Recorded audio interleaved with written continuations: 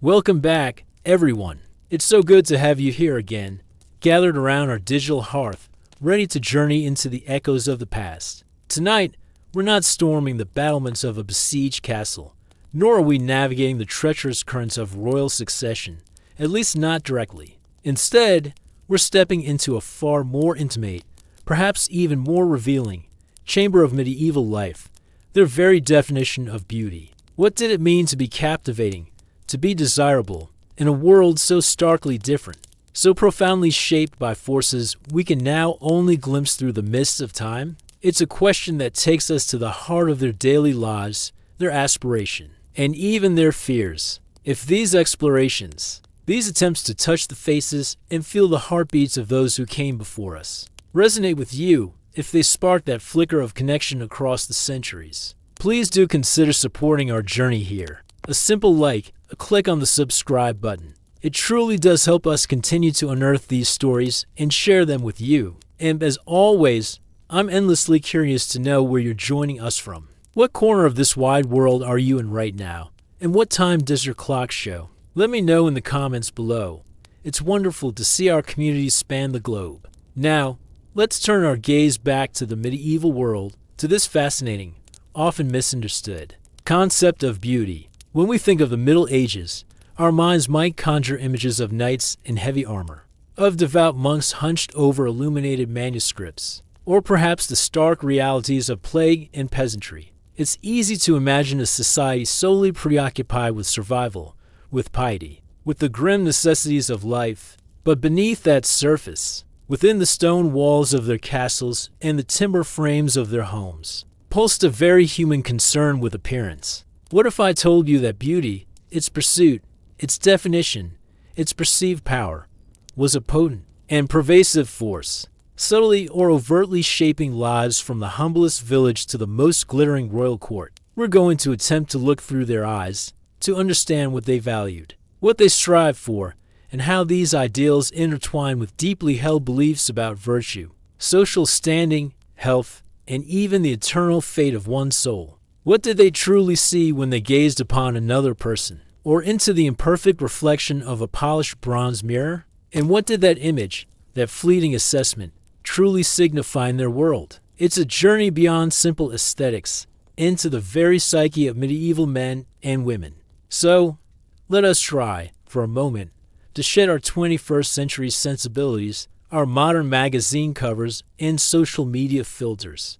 I want you to imagine yourself stepping out of a time machine, not into a grand throne room, not yet, but perhaps into the crowded, cacophonous swirl of a medieval marketplace, sometime around the mid-14th century. The air is a tapestry of smells, the damp wool of cloaks brushing past you, the sharp tang of wood smoke from 100 chimneys, the earthy scent of livestock, the sweet cloying aroma of unwashed bodies, mingle with the surprisingly fresh fragrance of herbs strewn on a nearby merchant stall. The sounds are a symphony of iron-shod wheels on cobblestones, the cries of vendors hawking their wares, the distant clang of a blacksmith's hammer, the murmur of a dozen conversations in a language that feels both alien and strangely familiar.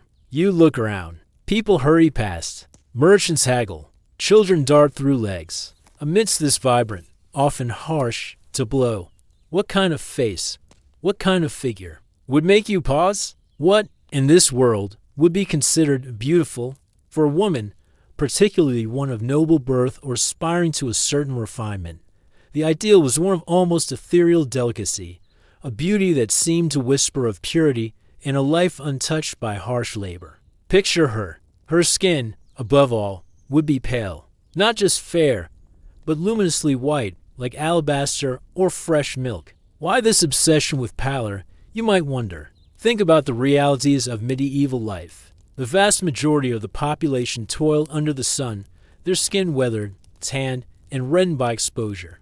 A pale complexion, therefore, was an immediate and visible badge of status. It declared, without a word, that you did not work in the fields, that you lived a life of leisure, sheltered indoors. But it was more than just class. This paleness was also deeply entwined with ideals of purity, of an almost virginal, untouched quality, heavily influenced by the ubiquitous imagery of the Virgin Mary, often depicted with a serene, pale countenance. You, as a woman of that time, would perhaps meticulously shield your face from the sun with a broad-brimmed hat or a veil when you ventured outdoors. You might even employ concoctions, some benign, some dangerously caustic, made from wheat flour, lily roots, or even lead-based powders, all in pursuit of that coveted whiteness. It wasn't merely about avoiding a sunburn. It was about embodying an ideal, a fragile perfection. And then there was the forehead. Oh, the forehead. To our modern eyes, it might seem an unusual focal point for beauty, but in the medieval period, a high, broad, and smooth forehead was considered exceptionally attractive, a sign of intelligence, nobility, and an open, serene disposition. You'd see women, especially in the later Middle Ages, painstakingly plucking their hairlines, sometimes by several inches, to create this domed, expansive look. Eyebrows, too, were often heavily plucked or even entirely removed, further emphasizing the height and smoothness of the brow. Imagine catching a glimpse of a noble woman at a feast. Her hair, what little was visible at the temples, severely pulled back or concealed beneath an elaborate headdress, a hennin, perhaps. That towering, conical hat, all designed to showcase that prized, expansive, pale forehead. It was a deliberate, sculpted beauty. Her body? The ideal was generally slender, almost willowy. Think of the figures in Gothic art, elongated, graceful, with narrow shoulders and hips. Breasts were typically small and set high, not the prominent feature they might become in later eras. Interestingly, a slightly rounded abdomen, a gentle swell below the waist, was often considered attractive, perhaps hinting at fertility, a subtle promise of future heirs, or simply reflecting the natural silhouette beneath the era's layered garments. This wasn't the overtly curvaceous ideal of, say, the Renaissance. There was a certain demureness, a youthful, almost boyish grace that was prized, especially in unmarried girls. You would strive for this elegant, flowing line, your movements perhaps deliberately gentle, your posture erect, reflecting an inner grace. In her hair, if you were fortunate enough to see it unbound, was her crowning glory, especially if it was long, fine, and, ideally, golden blonde. Think of Isolde, of countless fairy tale princesses. While married women, and often even unmarried ones in public, were expected to cover their hair with veils, wimples, or elaborate headdresses as a sign of modesty and propriety, its beauty was celebrated in poetry and song, and in art depicting scenes of intimacy or mythological figures. You might imagine a young maiden, in the privacy of her chambers, her hair cascading down her back like a river of spun gold or finest silk. If your hair was naturally dark, you might resort to bleaching agents, saffron, chamomile, even less savory concoctions, hoping to achieve that sun-kissed hue. The effort was immense, the desire profound. It was a mark of youth, of allure, a potent symbol of femininity. Now, what of the men? What constituted masculine beauty in this age of chivalry and crusades, of troubadours and tournaments? Here, the ideals were perhaps more overtly linked to function, to capability, but they were no less defined. Strength, of course, was paramount. You, as a medieval man, particularly one of the knightly class, were expected to possess a powerful physique. Broad shoulders, a deep chest, strong limbs capable of wielding a heavy sword, of enduring the crushing weight of armor, of controlling a war horse in the chaos of battle. These were not just practical necessities, they were integral to the masculine ideal. Your very bearing, the way you carried yourself, spoke of your prowess. A slump, a sign of weakness, would be anathema. Facial features for men leaned towards the well-defined, the strong-jawed. Beards and mustaches were common, their style often dictated by prevailing fashion, regional custom, or even one's station in life. From the neatly trimmed Van Dyke to a more robust, flowing beard, facial hair was a mark of manhood, often carefully groomed. While extreme paleness wasn't the goal as it was for women, a healthy, clear complexion was still valued. In an age where disease was rampant and often disfiguring, clear skin and bright eyes signaled vitality, good health, and a sound constitution. You want to appear robust, capable. Think of a young squire, his face perhaps ruddy from training in the tilt yard, but his skin clear, his eyes alert. He embodies vigor, the promise of future martial glory. Hair for men was generally worn at a moderate length. Those styles vary considerably across the centuries and regions. Sometimes curled, sometimes worn with a neat fringe. It was rarely the flowing mane admired in women, but neither was it always the severely cropped utilitarian cut we might associate with soldiers of other eras.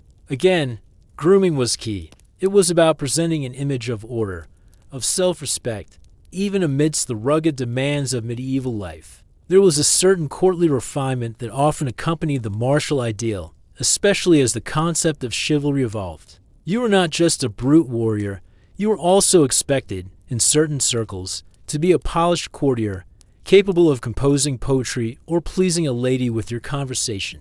Your appearance had to reflect this duality. A well-turned leg, showcased by fitted hose, was also considered attractive, hinting at agility and grace, whether on the dance floor or the battlefield. But these ideals, these carefully constructed images we see reflected in the art and literature of the time, often represented an aspiration, a standard perhaps attainable only by the privileged few, or existing more concretely in the realm of poetic fancy. What about the vast majority of people? What about the peasant woman whose hands were calloused from field work, whose skin was inevitably browned by the sun? What about the craftsman whose strength was born of his trade, not the tournament? And what of the concoctions, the daily rituals, the anxieties and hopes that swirled around this pursuit of attractiveness? Or simply the desire to meet the deeply ingrained expectations of their world? The church, a colossal presence in every aspect of medieval life, cast its own long shadow. Its teachings on vanity, on the temptations of the flesh, often sitting in uneasy tension with these very human desires. The reflection in that medieval mirror, whether it was a prized piece of polished silver or a simple shard of smooth metal, held far more than just a face. It held a soul's quiet anxieties, a society's complex values, and the subtle, persistent human, yearning to be seen, to be valued, to be beautiful. And it's into these more intricate, often contradictory, aspects of medieval beauty culture that we will venture next, exploring the remedies, the adornments, and the deeper beliefs that shaped how people saw themselves and each other. Indeed, that reflection, whether caught in a treasured hand mirror of polished silver, a more common piece of speculum metal, or even the still surface of a water basin, was a powerful and often complex encounter. You gaze into its depths, and the image that stares back is not just your own, but a reflection of your society's intricate web of expectations, aspiration, and anxieties. We've touched upon the ideals, the luminous pallor, the high forehead, the slender grace for women, the robust strength, the well-defined features for men. But how did one strive to achieve, or at least approach, these paragons of medieval attractiveness? What were the tools, the secrets, the daily rituals that lay behind the pursuit of beauty? And how did this pursuit sit with the ever-watchful eye of the Church, whose pronouncements on earthly vanity could be as stern as its depictions of hellfire? Let's imagine you are that noble woman, awakening in the cool gray light of dawn within your stone-walled chamber. Your day, in terms of beautification, might begin with a delicate process of cleansing. While the popular image of medieval Europe is often one of pervasive grime, and certainly, sanitation was a world away from our modern standards, personal hygiene, especially among the upper classes, was not entirely neglected. You might wash your face and hands with scented water, perhaps infused with rose petals, lavender, or other fragrant herbs. Soap, often a soft, lye-based concoction, sometimes perfumed, was available, though it was a luxury. For a truly indulgent experience, if your status and wealth allowed, there was the bath. Bathhouses, inherited from Roman tradition, were common in many medieval towns and cities, offering communal or private bathing. Within your own castle, you might have a wooden tub filled with heated water, again often scented with herbs and flowers. Bathing wasn't just about cleanliness, it was a social ritual, a medicinal practice, and, yes, a part of the beauty regimen, leaving the skin soft and fragrant. You emerge, toweling yourself with linen, your skin perhaps still glowing faintly from the warmth. Now, for the face, that coveted paleness. If nature hadn't blessed you with it, or if the occasional unavoidable sunbeam had dared to touch your skin, you would turn to your ray of concoctions. These weren't neatly packaged in branded containers, of course. They were often prepared at home, based on recipes passed down through generations or gleaned from herbals and medical texts. You might apply a paste of wheat flour or ground barley, left to dry and then brushed off, to whiten the skin. Crushed lily roots or elderflowers were also popular for their supposed skin-lightening properties. But here, the line between cosmetic enhancement and genuine danger could become perilously thin. Some recipes called for white lead, druze, a highly toxic substance that, while it undoubtedly produced a stark white finish, also slowly poisoned the wearer, leading to skin damage, hair loss, and even death. Or you might use sublimate of mercury, equally dangerous. Did you know the risks? Perhaps vaguely. The desire for beauty, for conformity to the ideal, could be a powerful, even reckless, motivator. A gamble taken in the dim light of your chamber. You paint it on, carefully, hoping for transformation.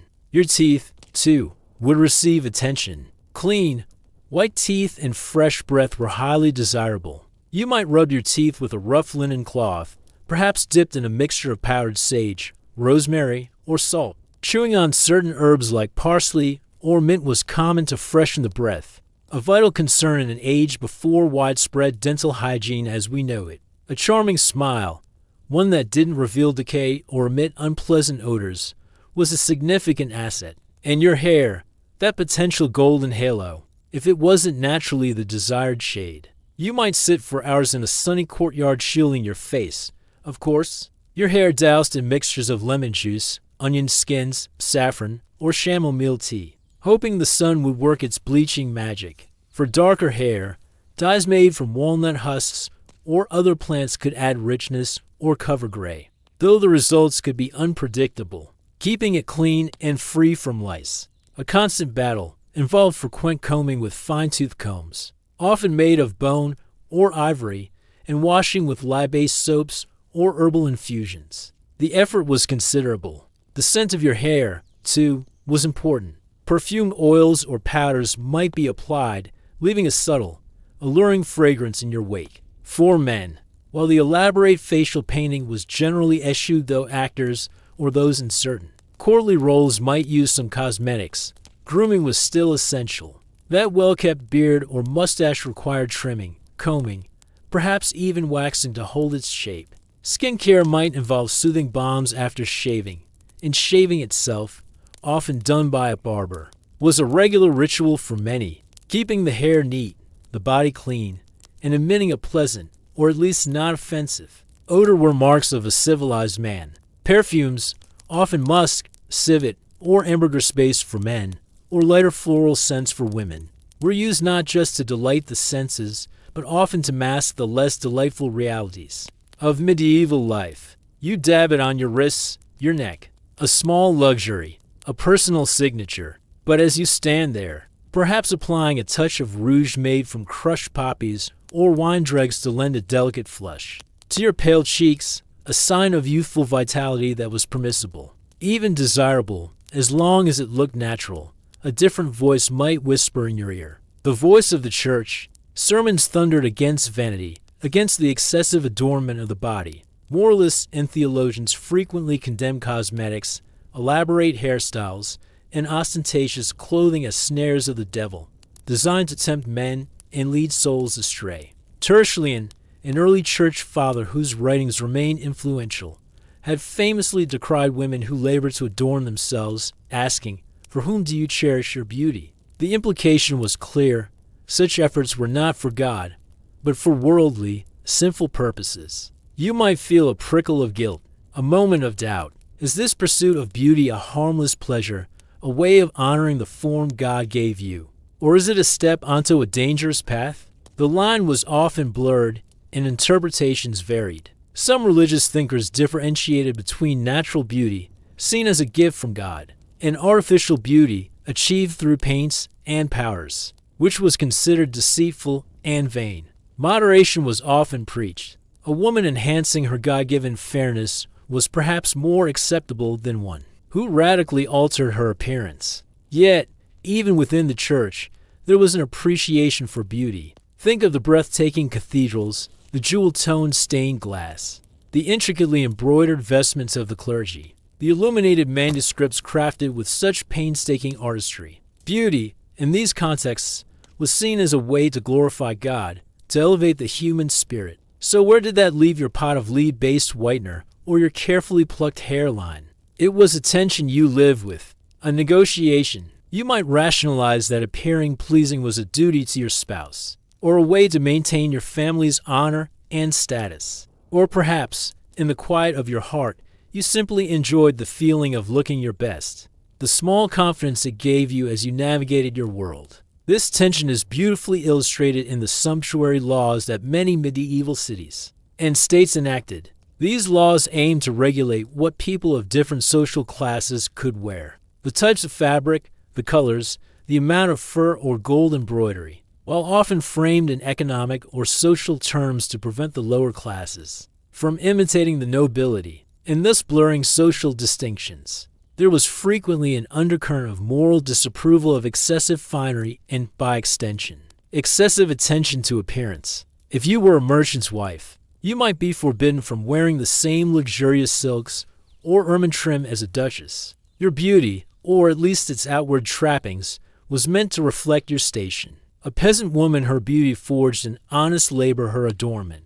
Perhaps a simple wildflower tucked into her braid or a brightly colored ribbon bought at a fair was in her own way adhering to a different, less complex, but equally understood aesthetic. Her beauty was functional, earthy, unpretentious. Her hands, though rough, were capable. Her face, though weathered, was open. Different ideals, different realities. The allure of jewelry, too, played its part. Necklaces, brooches, rings, and girdles, often intricately crafted from gold, silver, and set with precious or semi-precious stones, were not just adornments, but also potent symbols of wealth, status, and sometimes even possessed amuletic qualities, believed to offer protection or bring good fortune. A richly jeweled belt cinching your gown, a heavy gold chain around your neck. These declared your position in the world as surely as your pale skin or your knightly bearing. But again, the church cautioned against excessive displays. A simple cross, a pilgrim's badge, these were holy. You chose your adornments carefully, balancing desire with discretion, ostentation with piety. So, you see, the pursuit of beauty in medieval times was far from a simple affair. It was a complex dance between societal expectation, personal desire, practical possibility, and profound spiritual belief. It involved not just mirrors and cosmetics, but also a constant internal dialogue, a weighing of worldly allure against the promise of the hereafter. Each choice, to pluck an eyebrow, to wear a certain color, to apply a risky whitener, was freighted with meaning, a small act in the larger drama of medieval life. And this drama wasn't just played out in the lofty halls of the aristocracy. It filtered down, in different forms, to every level of society, shaping how people saw themselves and each other in ways both subtle and profound. The very scents, textures, and colors they associated with attractiveness tell us so much about their world, their resources, their fears, and their dreams. But what about when things went wrong? When illness, accident, or the simple passage of time marred that carefully constructed ideal? How did they cope with imperfections in a world that so clearly defined perfection?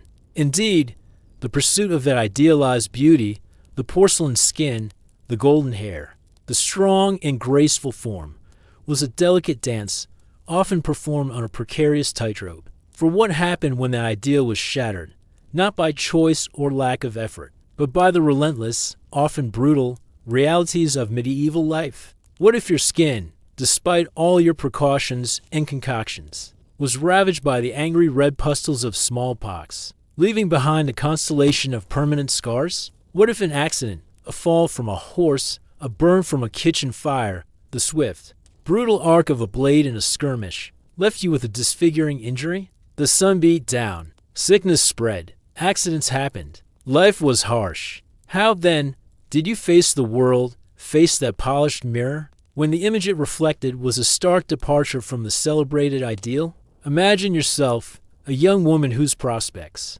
whose very value in the intricate chess game of marriage alliances, might have been tied to your pleasing appearance. Suddenly, smallpox sweeps through your town, your household. You survive. A miracle, perhaps. But your face, it's no longer the smooth canvas it once was. The scars are there deep, permanent.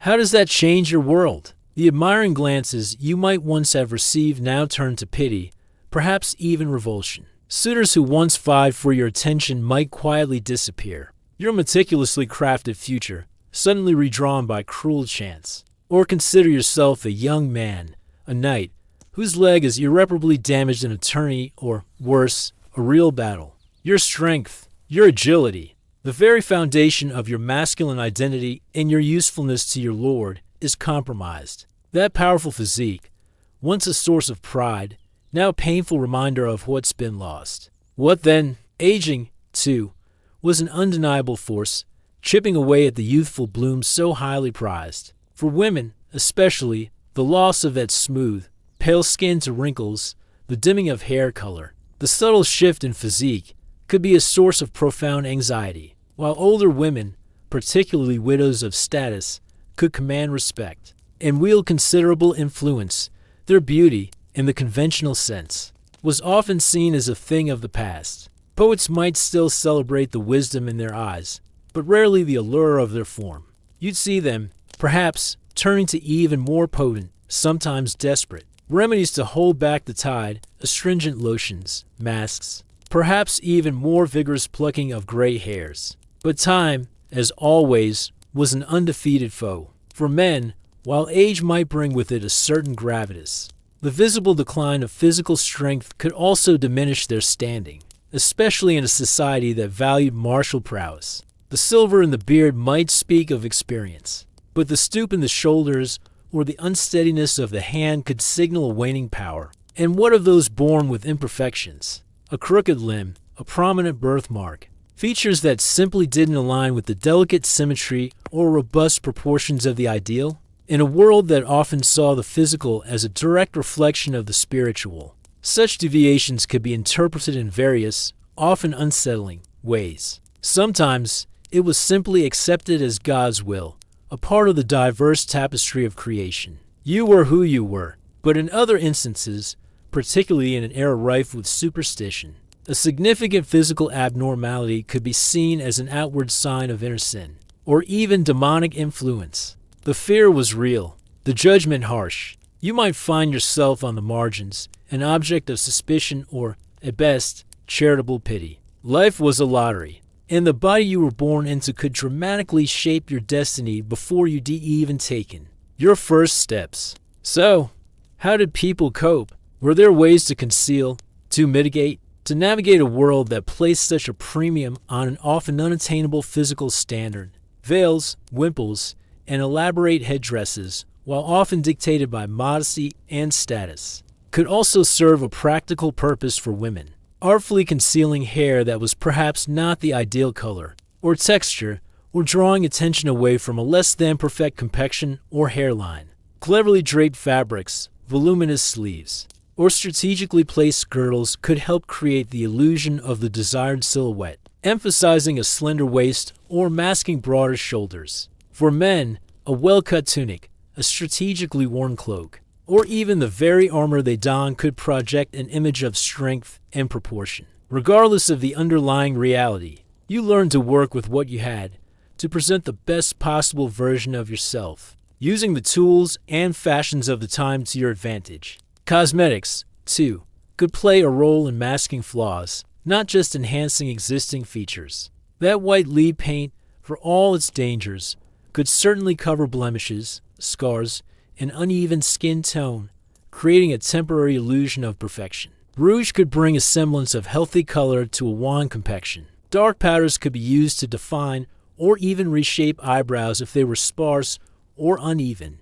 But these were often imperfect solutions, temporary fixes that might be undone by a bead of sweat, a sudden downpour, or simply the passage of hours. And the risk of them looking overtly artificial, and thus inviting moral condemnation, was ever present. You walked a fine line. Beyond these physical strategies, however, lay a deeper, more enduring coping mechanism, the cultivation of inner qualities. While physical beauty was undeniably admired and sought after, medieval society, heavily influenced by Christian theology, also placed immense value on virtues such as piety, charity, humility, wisdom, and loyalty. If your outward form didn't match the ideal, your inner grace, your strength of character, your good deeds could still earn you respect, admiration, and even love. Think of the saintly figures, often depicted in art not for their conventional beauty, but for the radiant goodness that seemed to emanate from them, or the wise counselor, valued for his intellect and judgment, regardless of his physical appearance. Your soul, after all, was eternal, your body merely a temporary vessel. This belief, deeply ingrained, offered a powerful counter-narrative to the tyranny of physical perfection. It provided a different path to value, to worth. Would you, faced with a disfigurement, pour your energies into acts of devotion, into learning, into becoming indispensable through your skills or your kindness? For many, this was not just solace, but a genuine route to a meaningful and respected life. Marriage prospects, of course, were undeniably influenced by appearance, especially for women of the nobility where alliances were paramount. A beautiful bride could be a diplomatic asset, a source of pride. But other factors, wealth, lineage, political connections, and, importantly, fertility or the promise thereof, often weighed just as heavily, if not more so, in the pragmatic calculations of medieval marriages. A plain-faced heiress with vast lands might find herself far more sought after than a beautiful, but impoverished maiden. Similarly, a knight whose bravery and loyalty were proven, even if he bore the scars of battle, could still be a highly desirable match. Beauty was a currency, yes, but it was not the only one, nor always the most valuable. You might not have the face of Helen of Troy, but if you brought a dowry of 10 villages in a strategically located castle, your allure took on a very different, very powerful dimension. However, the interpretation of physical difference could also take a darker turn. In a world struggling to understand the causes of disease and misfortune, unusual ugliness or deformity was sometimes linked to witchcraft or demonic possession, particularly in times of heightened social anxiety or religious fervor. An old woman perhaps stooped and wrinkled with a prominent mole,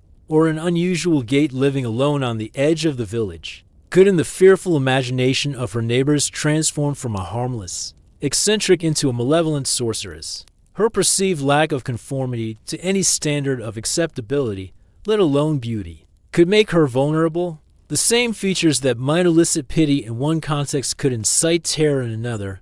You run, you hide, you pray. The line between being an object of compassion and an object of persecution could be terrifyingly thin.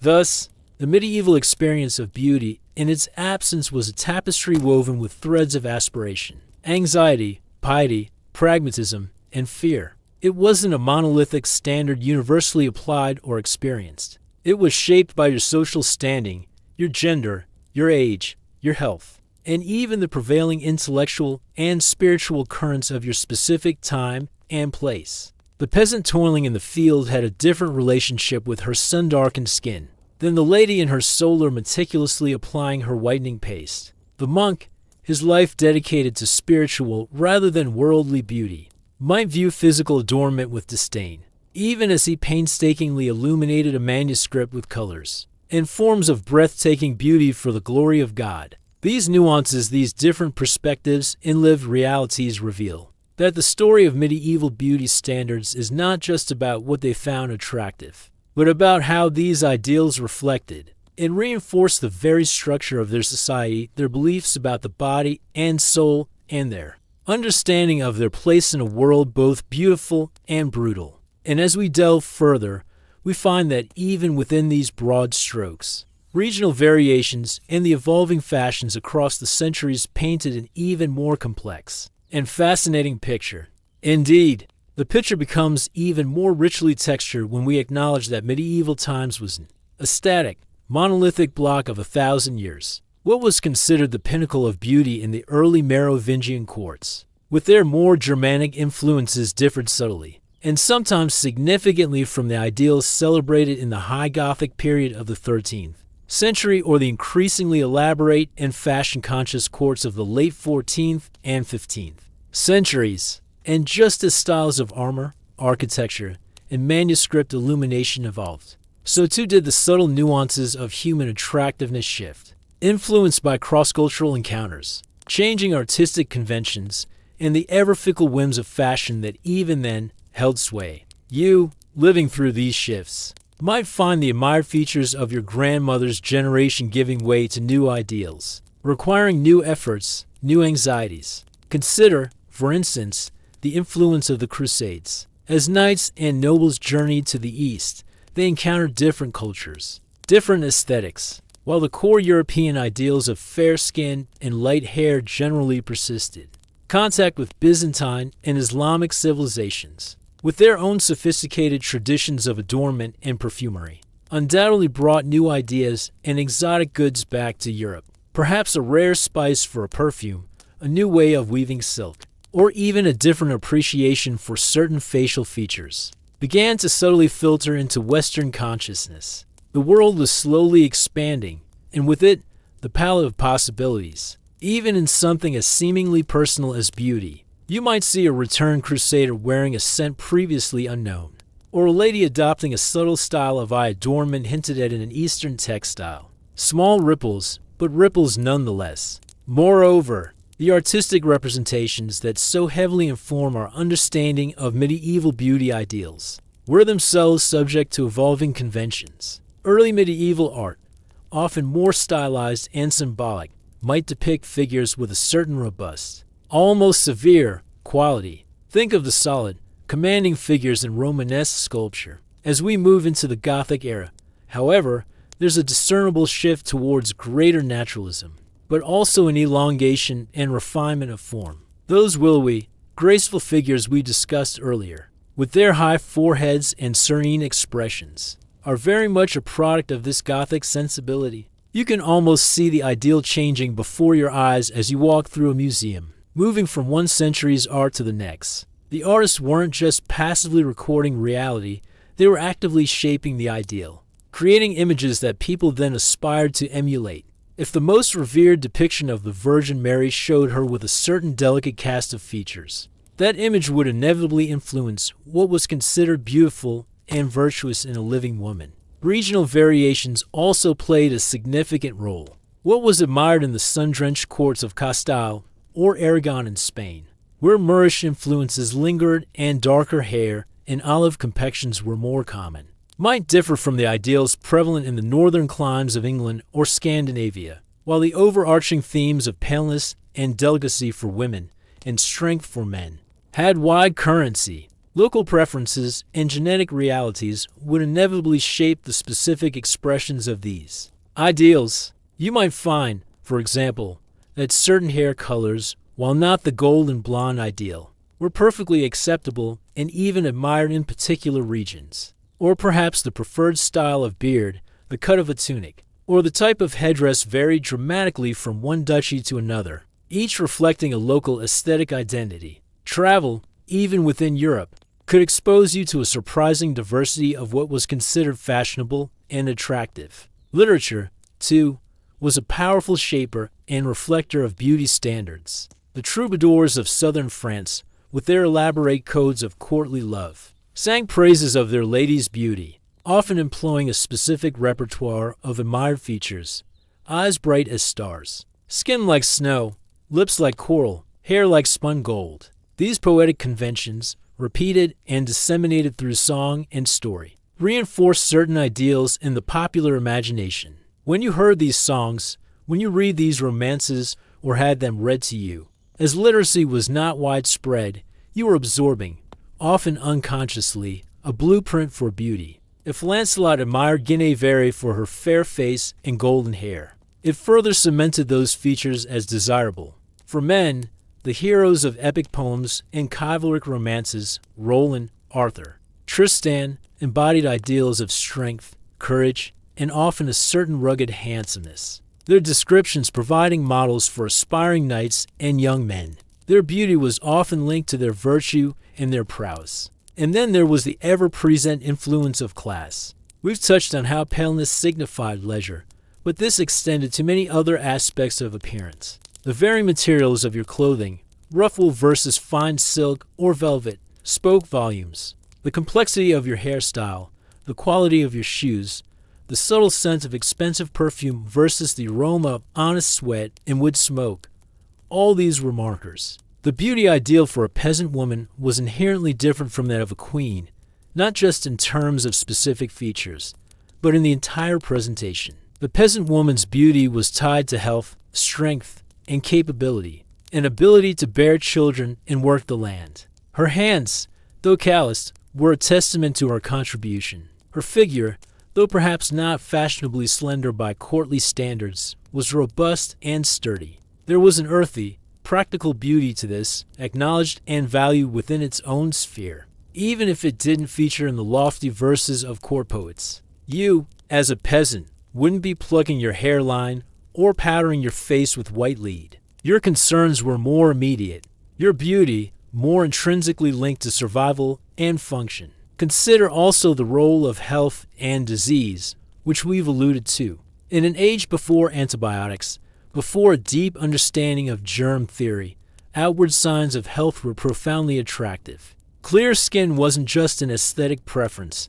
It signaled freedom from diseases like leprosy or scrofula, which were greatly feared and often led to social ostracism. Bright eyes, glossy hair, and energetic demeanor, these were all indicators of vitality, of a strong constitution, desirable in a mate, valuable in a worker or a warrior. Conversely, signs of illness, sallow skin, dull eyes, listlessness, were not just unattractive. They could be alarming. You instinctively recoiled. This practical, almost primal, aspect of attraction often underpinned the more stylized, fashion-driven ideals. Beauty, in this sense, was deeply connected to the promise of life, of fecundity, of continuity. The very tools of beauty, beyond the concoctions we've discussed, also tell a story. Combs, often intricately carved from bone, ivory, or wood, were essential for hair care. Mirrors, though not the flawless glass sheets we have today, were prized possessions. Early mirrors were often made of polished metal, bronze, silver, or speculum and alloy of copper and tin, and were usually small, handheld, or set into ornate cases. They offered a somewhat dim, perhaps slightly distorted reflection, but they were windows onto the self, tools for scrutiny and adjustment. Imagine the wealthy lady with her silver-backed mirror, a symbol of her status, spending moments each day assessing her appearance. Compare that to the peasant girl perhaps catching her reflection in a still puddle, or a polished shield, the access to one's own image, and thus the ability to meticulously manage it. Was itself a marker of privilege? Even the way people moved, their posture and gait, contributed to the perception of beauty. For the nobility, a graceful, measured deportment was expected. Women were taught to walk with small, delicate steps, their bodies held erect, conveying modesty and refinement. Men, particularly knights, were expected to move with a certain confident swagger, a bearing that bespoke strength and authority even when out of armor. Dancing, a popular pastime in courtly circles, was an opportunity to display this grace and agility. Your ability to move well, to carry yourself with poise, could significantly enhance your attractiveness regardless of your precise facial features. It was part of the overall performance of beauty and status. So you see, the medieval concept of beauty was not a fixed point, but a flowing river fed by many streams. Evolving artistic tastes, religious doctrines, literary conventions, cross-cultural encounters, class distinctions, and the harsh practical realities of health and survival. It was a deeply human preoccupation, played out with the materials and within the mindsets of the time.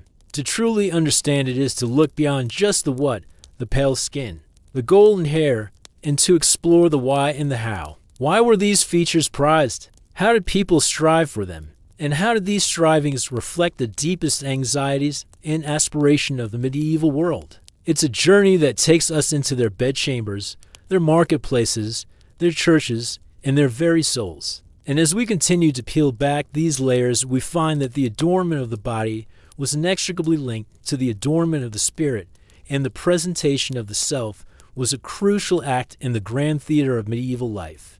This grand theater of medieval life, with its carefully constructed roles and its expectations for how each player should appear, extended even to the subtlest details of grooming and personal presentation, often carrying symbolic weight far beyond mere aesthetics. Consider, for instance, the significance of scent. We've touched upon perfumes, but the medieval olfactive landscape was a complex tapestry, and the aromas one emitted, intentionally or otherwise, contributed significantly to how one was perceived. In a world where bathing could be infrequent for many and where close living quarters and limited sanitation were the norm, pleasant personal scents were not just a luxury, but a powerful social tool, a way to distinguish oneself, to signal refinement, and even to convey a certain moral or spiritual cleanliness. You didn't just want to look pure, you wanted to smell pure. Imagine you are in a crowded great hall during a feast. The air is thick with the smells of roasted meats, spilled wine, wood smoke, and 100 unwashed bodies. Then, a noble woman passes, and in her wake, a delicate waft of rose water or lavender, or a wealthy merchant, exuding the exotic aroma of musk or ambergris, scents imported at great expense from distant lands.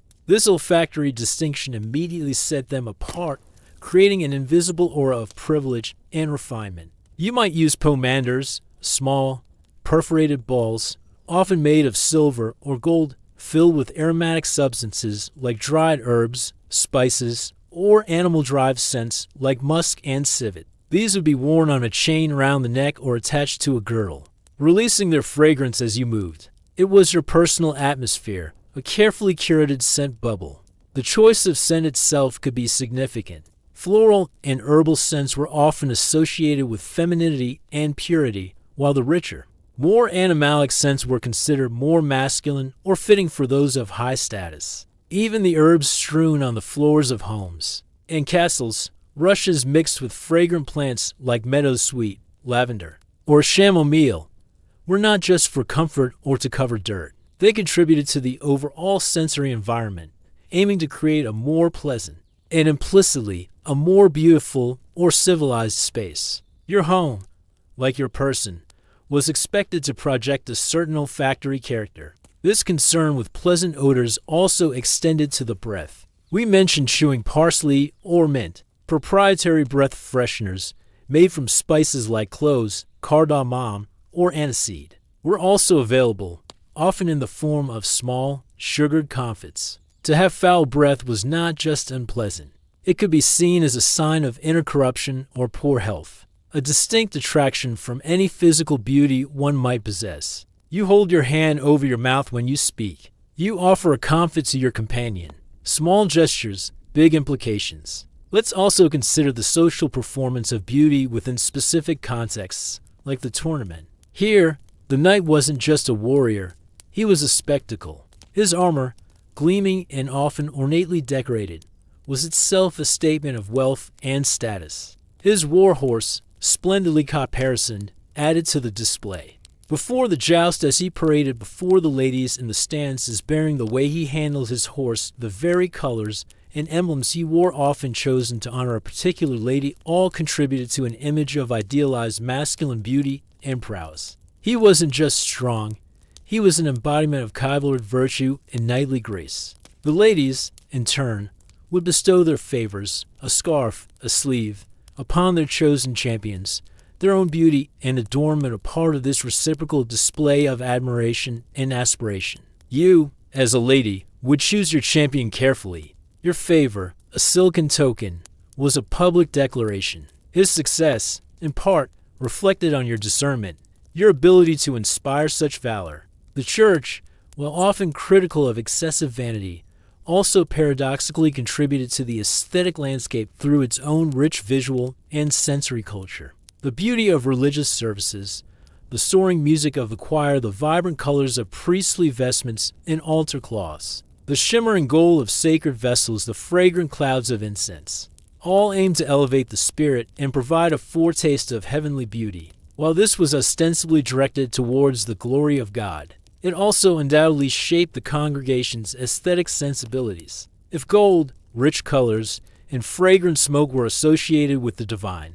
It is not a huge leap to see how these elements might also become desirable in a more worldly, personal context. The very materials deemed precious enough to adorn a cathedral, gold, silver, gemstones, fine silks, were the same materials coveted for personal adornment. There was a kind of osmosis, where sacred beauty influenced secular ideals. You kneel in the incense-filled nave. Light streams through stained glass, painting the stone in jeweled colors. Beauty is all around you. Is it so wrong to desire a small piece of it for yourself? Furthermore, the concept of wholesomeness or integrity of the body was crucial. While minor imperfections might be tolerated or concealed, significant disfigurement, as we discussed, could be deeply troubling. This ties into the medieval understanding of the body as a microcosm, a reflection of the larger order of the cosmos. A whole and well-proportioned body was seen as harmonious, reflecting divine order. Illnesses that visibly disrupted this harmony, like leprosy, which caused profound physical decay, were particularly feared not just for their contagiousness, but for the way they seemed to represent a terrifying descent into chaos and dissolution. This wasn't merely an aesthetic aversion, it was a deeper, almost existential horror. Therefore, the pursuit of beauty, in some ways, could be seen as an attempt to maintain or restore the sense of bodily integrity and harmony, a striving for a state that felt divinely ordained. Even the emphasis on clear skin wasn't just about looking good, it was about looking whole, untouched by corrupting forces of disease. Medical theories of the time, predominantly based on the Hippocratic Galenic system of the four humors blood, phlegm, yellow bile, and black bile, also played a role in shaping beauty ideals. A beautiful complexion, for example, was often seen as an outward sign of a healthy balance of these humors. A ruddy complexion might indicate a sanguine temperament and abundance of blood, associated with cheerfulness and optimism.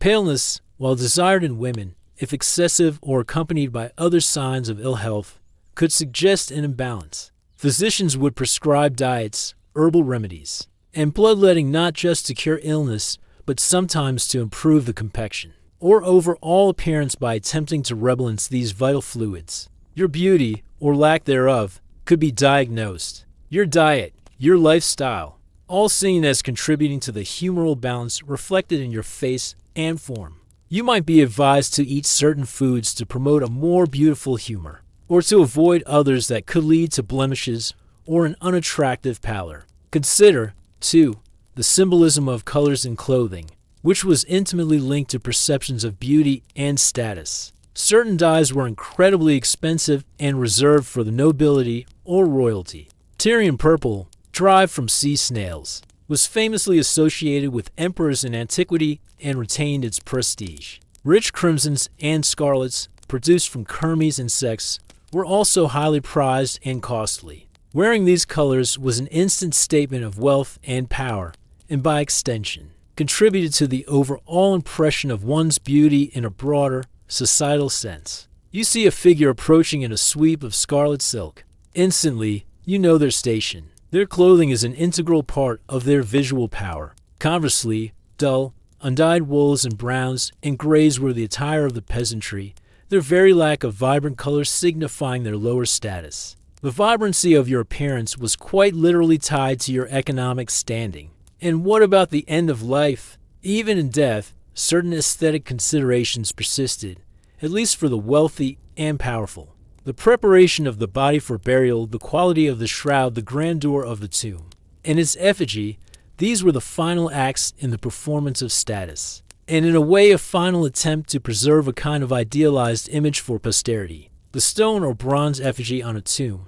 often depicting the deceased in their prime, in noble attire or knightly armor, was not necessarily a true portrait, but an idealized representation, a lasting testament to their worldly importance and, implicitly, their adherence to the era's standards of dignified appearance. Your earthly beauty might fade, but your stone-likeness, serene and noble, could endure for centuries, a silent reminder of who you were, or at least, who you wish to be remembered as. This intricate interplay of personal grooming, social performance, religious belief, medical theory, An artistic representation reveals that medieval beauty standards were not superficial whims. They were deeply embedded in the fabric of society, reflecting and reinforcing its hierarchies, its values, and its understanding of the human condition. The medieval individual navigated this complex landscape with a mixture of aspiration, anxiety, and ingenuity, using the tools and knowledge available to them to present themselves in the most favorable light. Whether that light was the flickering candle of a private chamber, the harsh sun of the public square, or the solemn glow of the church altar, each choice, from the scent they wore to the color of their gown, was a brushstroke in the ongoing portrait of their life.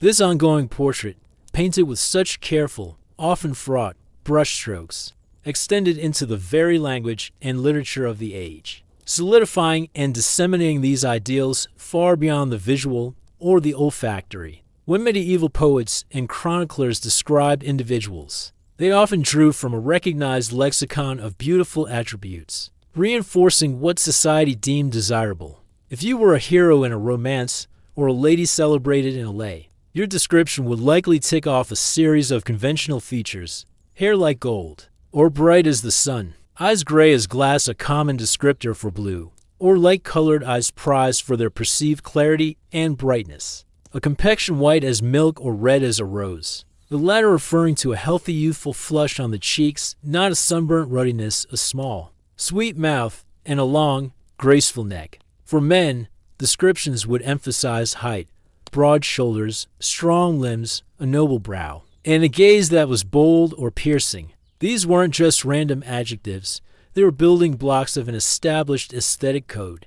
You read these descriptions, you heard them recited. They shaped your internal template of what beauty was. This literary reinforcement had a powerful effect. It meant that even if you lived in a remote village and had never seen a high-born lady with a meticulously plucked hairline, you might still encounter the idea of such beauty through stories and songs. These narratives created a shared cultural understanding, a collective imagination of the ideal, even if the reality for most people was far removed from it. Think of the power of fairy tales today.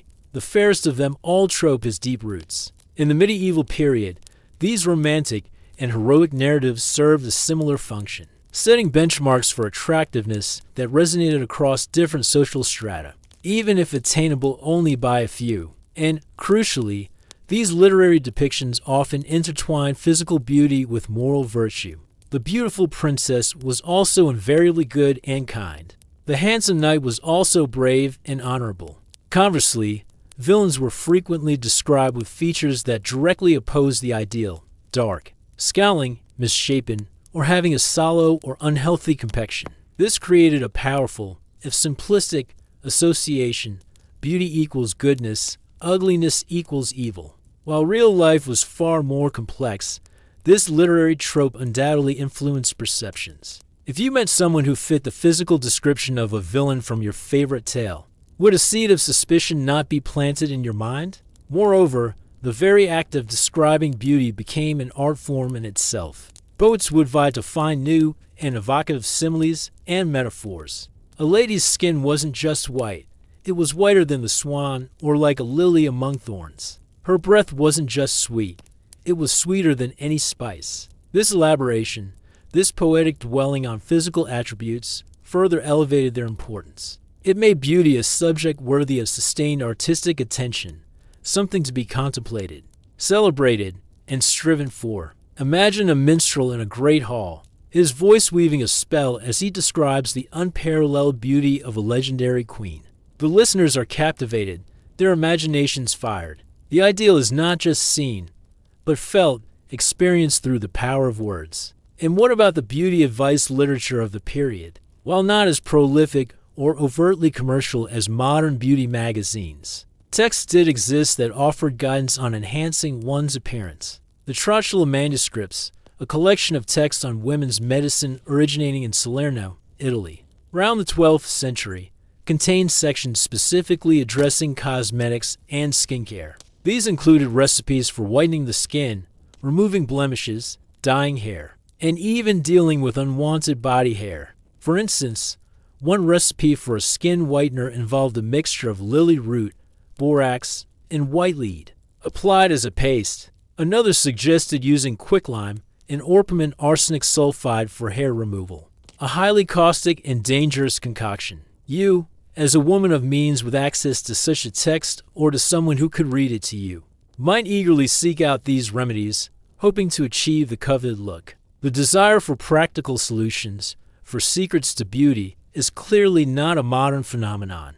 These texts reveal a world where women and sometimes men were actively engaging with and attempting to manipulate their appearance based on established ideals. The church, too, while often condemning artificial beauty, had its own literature that, in a way, engaged with aesthetic ideals. Hagiographies, or lives of the saints, often describe the physical appearance of holy figures. While emphasizing spiritual beauty above all, these accounts sometimes noted pleasing physical features as well, or described a kind of radiant, otherworldly beauty that transcended the purely physical, a glow of sanctity. The very concept of odor of sanctity, a sweet, miraculous fragrance said to emanate from the bodies or tombs of saints, subtly linked physical pleasantness, in this case, sent with spiritual grace. So, even within a religious framework, the idea that the inner state could manifest in an outward, aesthetically pleasing way was present.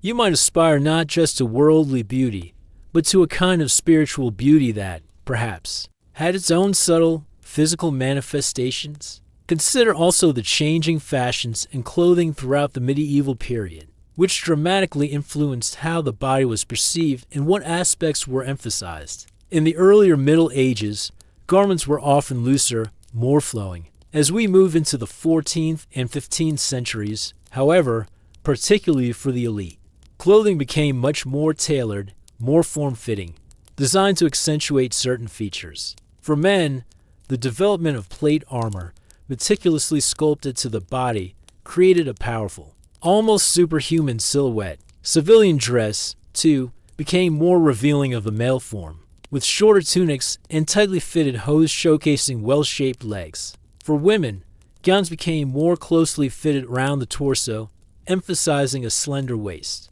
while elaborate sleeves, diverse necklines, and towering headdresses constantly shifted the focal points of female beauty. You would adopt these new fashions, perhaps eagerly, perhaps with some trepidation if they were daring. Your ability to keep up with these trends, to wear them with confidence, was part of your social presentation. A new sleeve style arrives from Burgundy. Suddenly, your old gowns looked dated. The pressure to conform, to remain fashionable, was real even then. The materials themselves spoke of beauty and status. The shimmer of silk, the rich pile of velvet, the delicate transparency of fine linen, the gleam of gold thread embroidery, these were not just fabrics, they were enhancements, frames for the human form.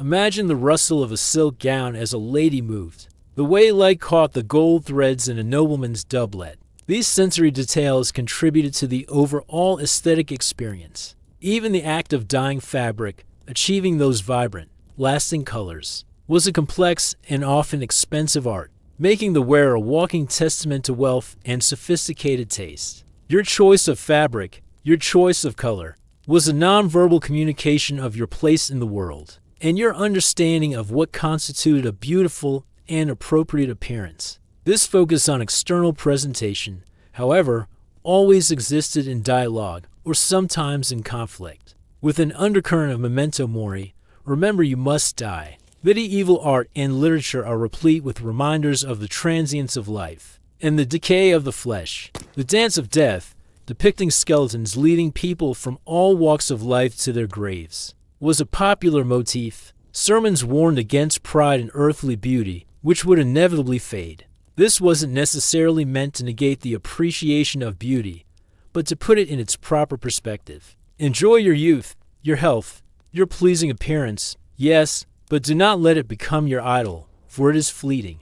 This added another layer of complexity to the medieval experience of beauty. You might strive for it, admire it, even suffer for it, but always with the knowledge, however suppressed, that it was ephemeral. This awareness could, paradoxically, make the present moment of beauty even more poignant, more precious. You look in the mirror. You see youth. You see health. But in the back of your mind, a skull grins. It's a tension that defined much of medieval thought. So, the medieval world didn't just have beauty standards, it had a whole culture of beauty, a complex system of practices, beliefs, and artistic expressions that shaped how people saw themselves and others. It was a world where a pale forehead could signify nobility, a well-turned leg could hint at courtly grace, a pleasant scent could create an aura of refinement, and the very words used to describe someone could elevate them to an almost mythical status. And all of this was played out against a backdrop of profound religious belief, stark social hierarchies, and an acute awareness of life's fragility. The pursuit was not always easy, nor the ideals always attainable, but it was, undeniably, a deeply human endeavor. This deeply human endeavor, this complex negotiation between societal ideals, personal desires, and the often harsh realities of life, also found expression in the objects people surrounded themselves with, and the subtle ways in which beauty, or the lack thereof, could influence everyday interactions and opportunities. It wasn't just about how you looked in a mirror or how a poet described you. It was about how your appearance and the perceived beauty or status it conveyed might open certain doors or close others, influence a merchant to give you a better price, or make a guard more or less inclined to grant you passage. The power of appearance, though perhaps not always explicitly acknowledged, was a constant undercurrent in the flow of medieval life. Think about the artisans and craftspeople who produced the very items associated with beauty and status. The goldsmith meticulously crafting a jeweled brooch, the weaver producing a rich silk brocade, the illuminator painstakingly applying gold leaf to a manuscript.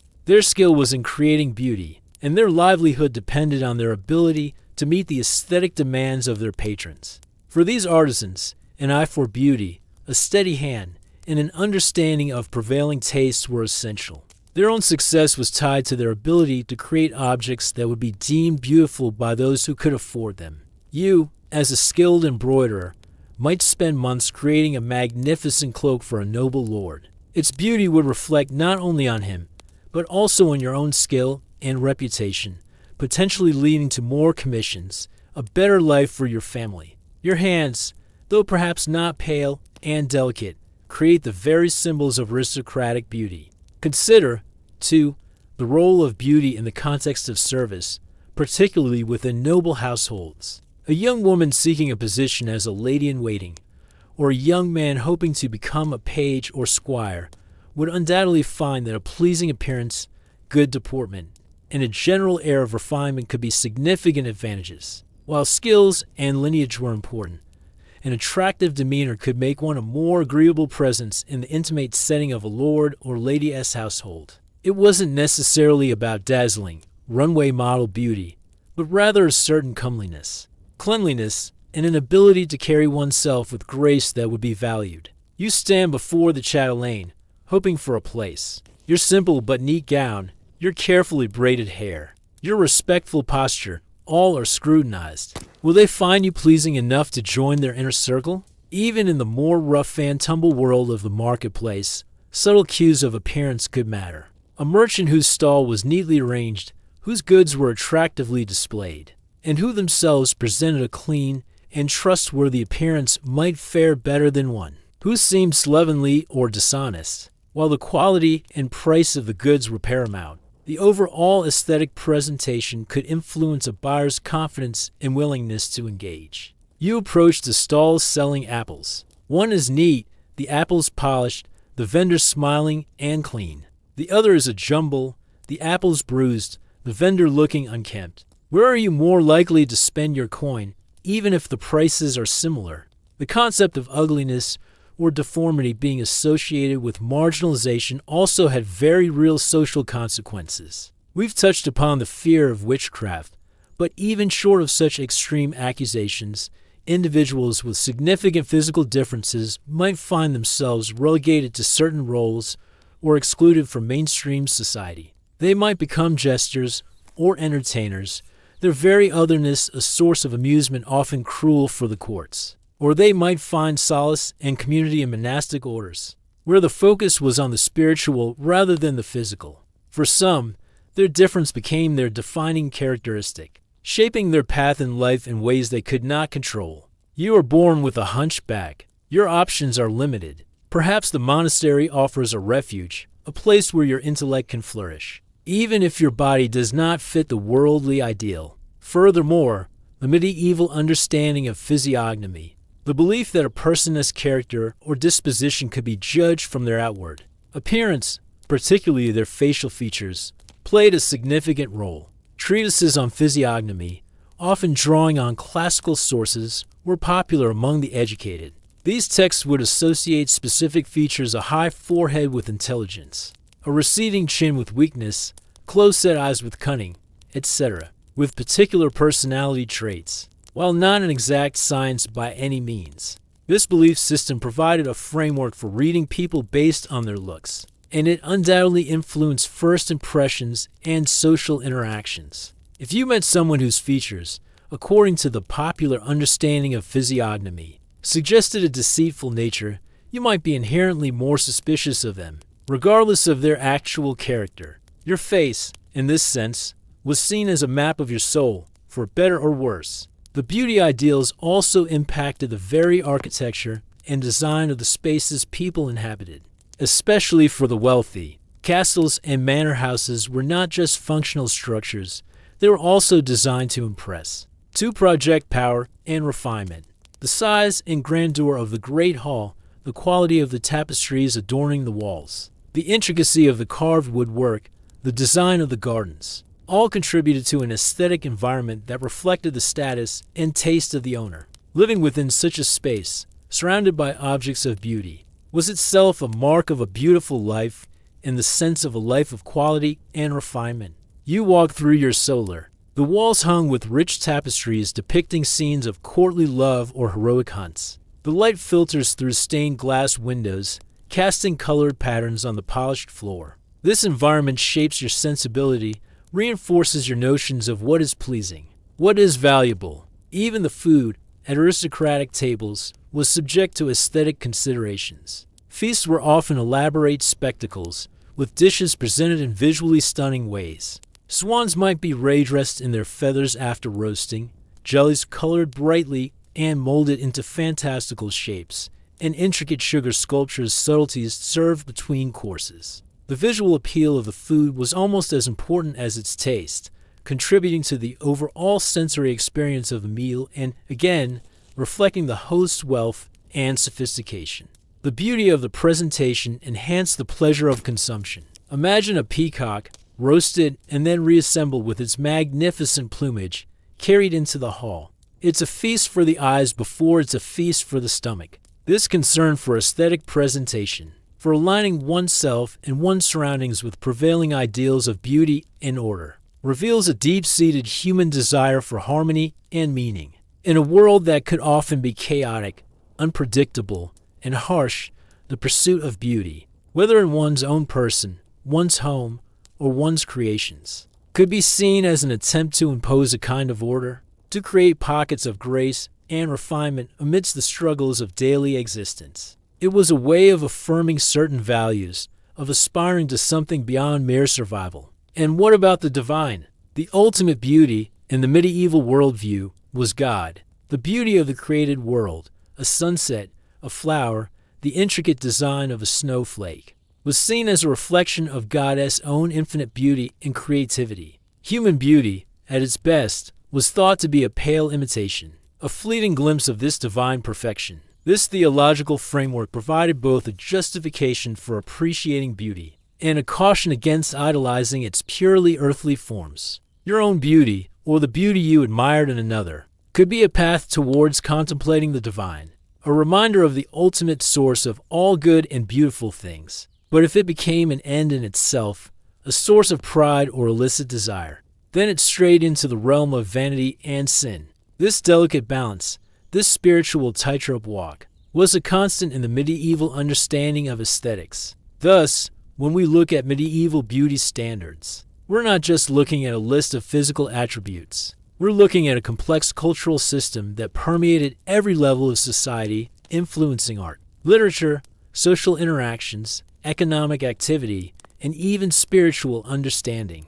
It was a system filled with contradictions, the celebration of earthly beauty alongside warnings against vanity, the pursuit of artificial enhancements despite the idealization of natural purity, the admiration for aristocratic delicacy alongside the respect for robust peasant strength. It was a dynamic, evolving system, reflecting the changing currents of medieval life itself. The medieval face that gazes back at us from a manuscript illumination or a stone effigy is not just a face, it's a story, a testament to a world that, for all its differences, shared our human fascination with the beautiful, the desirable, and the enduring power of appearance. This enduring power of appearance, this deep human fascination with the beautiful and the desirable, wove itself into the very fabric of medieval society in ways that could be both profoundly uplifting and deeply unsettling. It wasn't merely a passive appreciation, it was an active force shaping destinies, influencing judgments, and sometimes even becoming a tool of power or deception. You see it not just in the grand ideals, but in the subtle, everyday performances, the quiet anxieties, and the sometimes desperate measures people took to align themselves with what their world valued. Imagine the quiet intensity of a young woman being presented at court for the first time.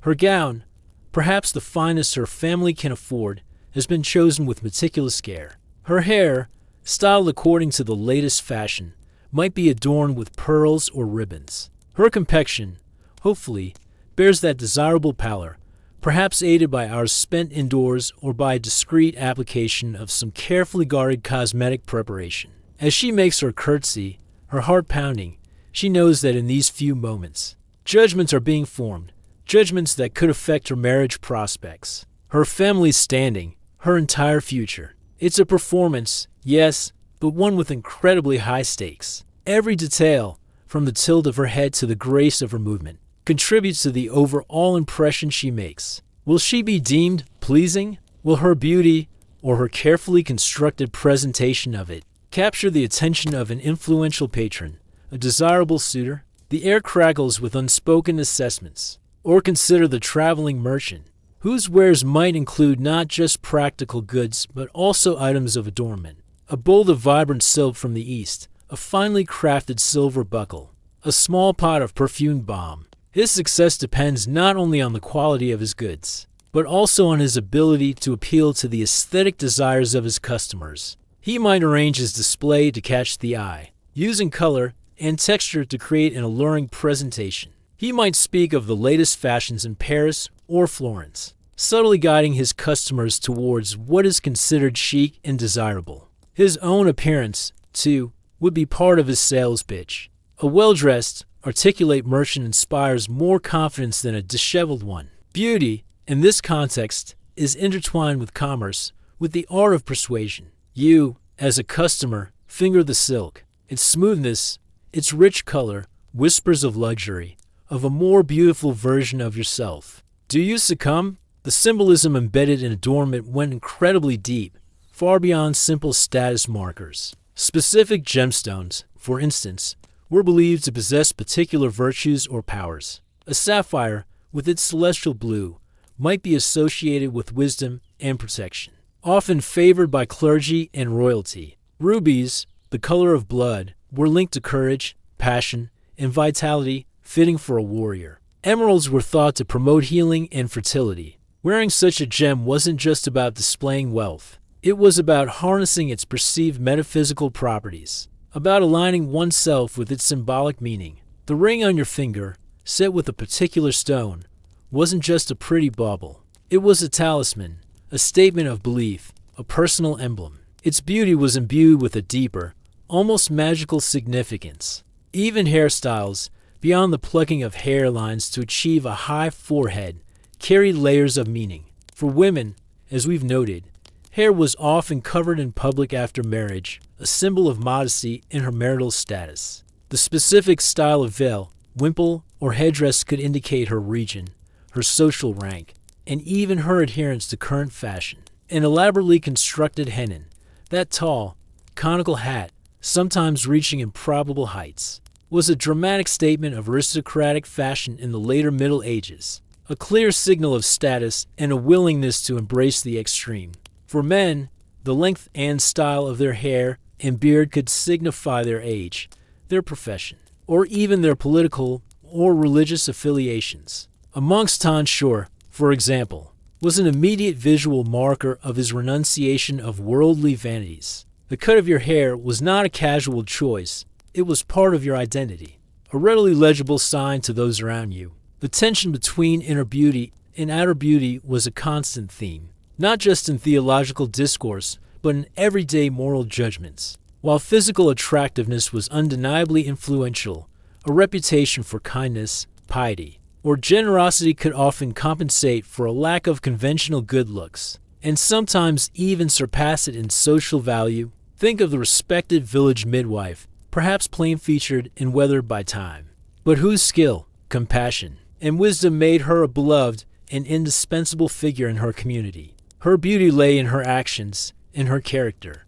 Conversely, a physically beautiful individual who was known for cruelty, deceit, or vanity might find their attractiveness undermined by their reputation. The fair but false trope was a common one, a warning that outward appearances could be deceiving. You might encounter someone of striking physical beauty, but if their eyes held a cruel glint, or their words drip with malice, that initial admiration could quickly curdle into distrust or revulsion. The inner reality, when perceived, could powerfully reframe the outer shell. This interplay was particularly poignant when considering the less fortunate, or those who deviated from the norm. While society could be harsh, acts of charity towards the poor, the sick, and the disfigured were also central tenets of Christian ethics. Providing alms, tending to the ill, these were seen as virtuous acts, and the beauty of such compassion was lauded. Perhaps you, as a person of means, encounter a beggar, his body ravaged by disease, his clothes in tatters. The initial reaction might be one of aversion, but your faith, your sense of moral duty, might compel you to offer assistance. In that act of kindness, a different kind of beauty emerges, the beauty of empathy, of shared humanity, transcending the physical. The perception of beauty also varied significantly across different stages of life. The chubby, rosy-cheeked infant was seen as the epitome of healthy, cherubic charm.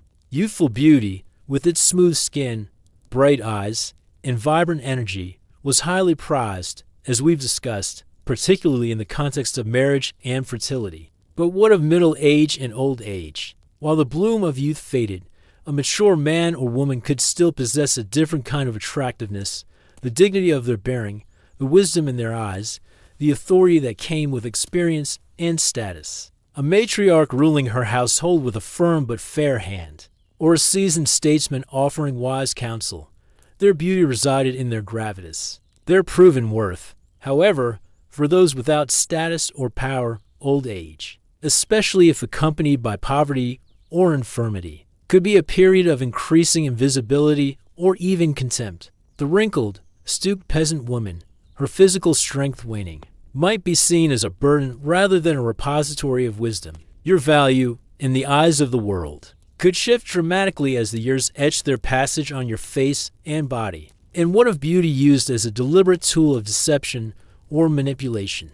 History and literature are filled with tales of seductive spies, of beautiful courtesans who wielded their charms to influence powerful men, of handsome charlatans who used their pleasing appearance to win trust and then betray it. The femme fatale, beautiful and dangerous, was a recognizable figure. This acknowledged the potent, sometimes perilous, power of attractiveness. Beauty could be a weapon, a disguise, a means to an end. You might be warned, in sermons or in cautionary tales, to beware the allure of a fair face if it masked a corrupt heart. This added a layer of suspicion, a need for discernment, when encountering exceptional beauty, especially in someone whose motives were unknown. Is this angel truly heaven-sent, or a demon in disguise? The question hung in the air, a reminder of the ambiguities inherent in human appearance. The pursuit of these ideals, even when well-intentioned, could sometimes lead to unintended and tragic consequences. We've mentioned the dangerous skin whiteners, but consider also the restrictive clothing, particularly for women in certain periods. Tightly laced bodices, while creating the desired slender waist, could restrict breathing and even deform the rib cage over time. Heavy headdresses could cause headaches and neck strain. The quest for fashionable beauty could exact a physical toll, a silent suffering endured in the name of conformity. You cinch your laces tighter. It hurts to breathe, but the reflection shows the coveted silhouette. A small price to pay, or a daily torment? Even the very spaces where beauty was cultivated and displayed, the lady's solar, the knight's armory, the royal court, were charged with an undercurrent of competition and anxiety. You were constantly being observed, compared, judged. A new arrival at court, with a fresher complexion or a more fashionable gown, could suddenly eclipse those who were previously admired. The favor of a powerful lord or lady, often influenced by pleasing appearance and charming manners, could be fickle. Maintaining one's position, one's allure, required constant vigilance, constant effort. It was a relentless game, and the stakes were high. The smile you offer to a rival might mask a heart full of envy and apprehension. The compliment you receive might be tinged with insincerity. The glittering surface of courtly life often concealed a turbulent undercurrent of personal ambition and insecurity, all played out through the language of beauty and adornment. This intricate dance, with all its grace and its hidden dangers, truly reveals the profound and multifaceted role that beauty standards played in shaping the medieval world.